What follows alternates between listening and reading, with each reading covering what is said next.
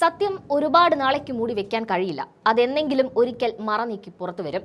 അമേരിക്കയുടെ കാര്യത്തിലും അതാണ് സംഭവിച്ചിരിക്കുന്നത്. ഇത്രയും കാലം അമേരിക്കൻ ഭരണകൂടം മറച്ചുവെക്കാൻ ശ്രമിച്ച ഒരു സത്യം ഒടുവിൽ അവർക്ക് ലോകത്തിനു മുന്നിൽ സമ്മതിക്കേണ്ടി വന്നിരിക്കുകയാണ്.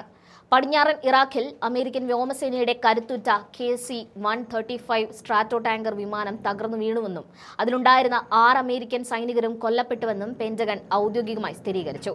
കേവലം ഒരു വിമാനാപകടം എന്നതിലുപരി മേഖലയിൽ ഇറാൻ അനുകൂല സായുധ സംഘങ്ങൾ ഉന്നയിച്ചിരുന്ന അവകാശവാദങ്ങൾ സത്യമാണെന്ന് അമേരിക്കയ്ക്ക് ഇപ്പോൾ കുറ്റസമ്മതം നടത്തേണ്ടി വന്നിരിക്കുന്നു എന്നതാണ് ഈ വാർത്തയുടെ പ്രധാനപ്പെട്ട വശം.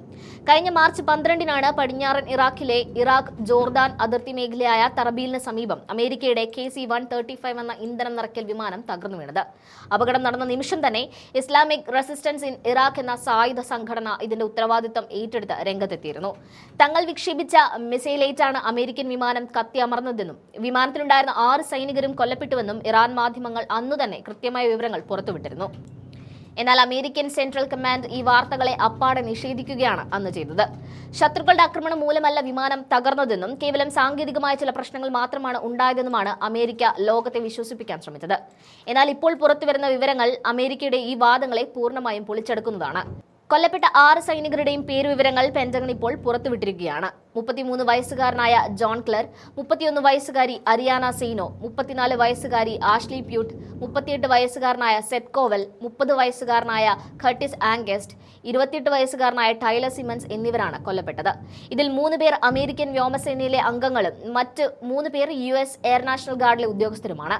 ഇറാൻ അനുകൂല സംഘടനകൾ മുൻപ് അവകാശപ്പെട്ട അതേ എണ്ണം സൈനികർ തന്നെ കൊല്ലപ്പെട്ടുവെന്ന് അമേരിക്ക സമ്മതിച്ചതോടെ സൈനിക വൃത്തങ്ങൾ ഇത്രയും കാലം വിവരങ്ങൾ മറച്ചുവെക്കുകയായിരുന്നുവെന്ന് വ്യക്തമായി. വാസ്തവത്തിൽ പശ്ചിമേഷ്യയിൽ അമേരിക്കൻ സൈനികർക്ക് നേരെ നടക്കുന്ന ആക്രമണങ്ങളെയും അതുമൂലമുണ്ടാകുന്ന മരണങ്ങളെയും ലോകത്തിനു മുന്നിൽ കുറച്ചു കാണിക്കാനാണ് വാഷിംഗ്ടൺ എപ്പോഴും ശ്രമിക്കാറുള്ളത്. ഇത്തവണയും വിമാനം തകർത്തത് ശത്രുക്കളാണെന്ന് സമ്മതിക്കുന്നത് സൈന്യത്തിന്റെ ആത്മവീര്യത്തെ ബാധിക്കുമെന്ന ഭയത്താലാണ് അമേരിക്ക വിവരങ്ങൾ രഹസ്യമാക്കി വെച്ചത്. എന്നാൽ കൊല്ലപ്പെട്ട സൈനികരുടെ മൃതദേഹങ്ങൾ രാജ്യത്ത് എത്തിക്കേണ്ടി വന്നതോടെ അവരുടെ കുടുംബങ്ങളോട് മറുപടി പറയേണ്ടി വന്നതോടെയും പെന്റഗണിന് സത്യം വെളിപ്പെടുത്തുകയല്ലാതെ മറ്റു വഴികളില്ലാതെയായി. കൊല്ലപ്പെട്ട സൈനികരെ ഹീറോകളായി വിശേഷിപ്പിച്ച ഈ തിരിച്ചടിയെ മറികടക്കാനാണ് ഇപ്പോൾ അമേരിക്കൻ പ്രതിരോധ സെക്രട്ടറി പീറ്റ് ഹെഗ്സെറ്റ് ശ്രമിക്കുന്നത്. യുദ്ധം നരകതുല്യമാണ്, അവിടെ മോശം കാര്യങ്ങൾ സംഭവിക്കാം എന്ന തരത്തിലുള്ള വൈകാരികമായ പ്രതികരണങ്ങളാണ് അദ്ദേഹം നടത്തുന്നത്. എന്നാൽ ആകാശത്ത് വെച്ച് വിമാനങ്ങൾക്ക് ഇന്ധനം നിറയ്ക്കുന്ന അമേരിക്കയുടെ ഏറ്റവും കരുത്തുറ്റ KC-135 വിമാനം വെടിവെച്ചിടാൻ ശത്രുക്കൾക്ക് കഴിഞ്ഞുവെന്നത് അമേരിക്കയുടെ വ്യോമ പ്രതിരോധ സംവിധാനങ്ങളുടെ പരാജയമായിട്ടാണ് വിലയിരുത്തപ്പെടുന്നത്. 60 വർഷത്തിലധികം പഴക്കമുള്ള അമേരിക്കൻ വ്യോമസേനയുടെ നട്ടലായി വിമാനം തകർത്തത് തങ്ങളുടെ വലിയ വിജയമായാണ് ഇറാൻ അനുകൂല സായുധ സംഘങ്ങൾ ആഘോഷിക്കുന്നത്. തങ്ങളുടെ രാജ്യത്തിന്റെ പരമാധികാരവും ആകാശപരിധിയും ലംഘിച്ചതിനുള്ള നീതിപൂർവമായ ശിക്ഷയാണിതെന്നാണ് അവർ വിശേഷിപ്പിക്കുന്നത്. ഈ സംഭവത്തോടെ ഓപ്പറേഷൻ എപ്പിക് ഫ്യൂറി എന്ന സൈനിക ദൗത്യത്തിൽ കൊല്ലപ്പെട്ട അമേരിക്കൻ സൈനികരുടെ എണ്ണം 13ആയി ഉയർന്നിരിക്കുകയാണ്. ഇതിനോടകം 140-ലധികം സൈനികർക്ക് പരിക്കേൽക്കുകയും അതിൽ 8 പേരുടെ നില അതീവ ഗുരുതരമായി തുടരുകയും ചെയ്യുന്നുണ്ട്.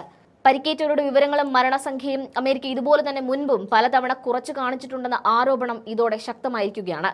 ഒരു വശത്ത് ചർച്ചകളെക്കുറിച്ചും സമാധാനത്തെക്കുറിച്ചും സംസാരിക്കുമ്പോഴും മറുവശത്ത് രഹസ്യമായ സൈനിക നീക്കങ്ങളുടെ മേഖലയിൽ പിടിമുറുക്കാനാണ് അമേരിക്ക ശ്രമിക്കുന്നത്. എന്നാൽ ഇറാൻ അനുകൂല സംഘടനകൾ ഈ നീക്കങ്ങളെ കൃത്യമായി പ്രതിരോധിക്കുന്നുണ്ടെന്നും അമേരിക്കൻ സൈന്യത്തിന് കനത്ത നാശനഷ്ടങ്ങൾ വരുത്തുന്നുണ്ടെന്നും ഇപ്പോൾ പുറത്തുവരുന്ന കുറ്റസമ്മതം വ്യക്തമാക്കുന്നു.